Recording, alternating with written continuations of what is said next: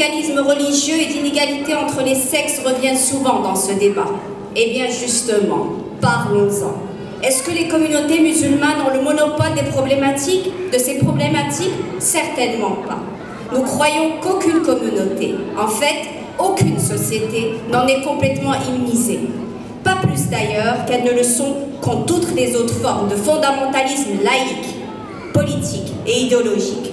Au Québec, des femmes musulmanes actives sont engagées depuis longtemps pour lutter contre toutes les discriminations commises à leur égard, et ce tant à l'intérieur des communautés qu'à l'extérieur.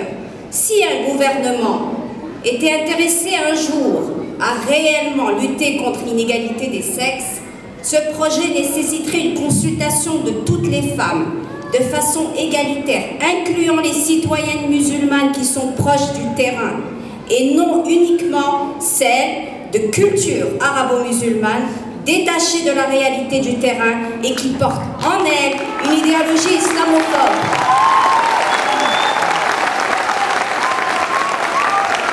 Et ce n'est surtout pas l'exclusion de l'emploi de milliers de citoyennes musulmanes qui va résoudre le problème d'inégalité des sexes ou encore celui du radicalisme religieux. Nous devons, nous, Québécois et Québécoises de foi musulmane, poursuivre notre réflexion sur ces problématiques et sur les moyens de les traiter. En conclusion, nous sommes pour la laïcité telle qu'elle est définie sociologiquement. Nous refusons par contre la falsification de la laïcité, pour reprendre l'expression du sociologue français Jean Bobéro, qui tenterait d'exclure toute expression religieuse du paysage public. Le changement, c'est maintenant.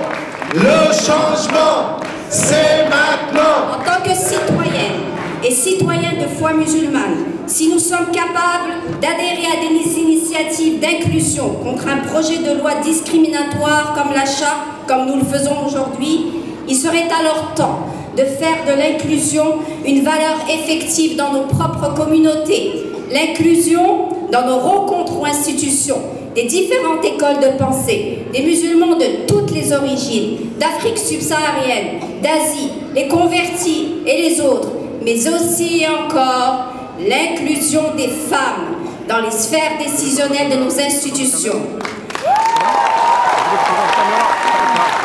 Nous avons besoin que nos voix soient entendues, non seulement lorsqu'il s'agit des foulards ou des mosquées, ou lorsqu'on vient nous courtiser sur des votes, mais également sur les différentes questions qui touchent toute la société et pour lesquelles notre référentiel musulman pourrait avoir un apport positif, que ce soit sur les questions de l'éducation, de la pauvreté, de la solidarité, de la famille, de l'environnement, des soins aux personnes âgées, etc.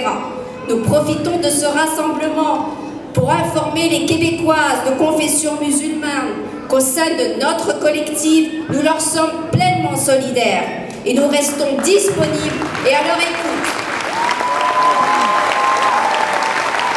Aujourd'hui, si nous sommes ici et que nous nous opposons à ce projet de charte, c'est en tant que citoyennes québécoises qui souhaitent joindre leur voix à celle de tous les autres Québécoises et Québécois désirant un projet de société avec des valeurs d'égalité, de dignité, de justice, d'équité, d'inclusion et d'une reconnaissance de pluralité citoyenne.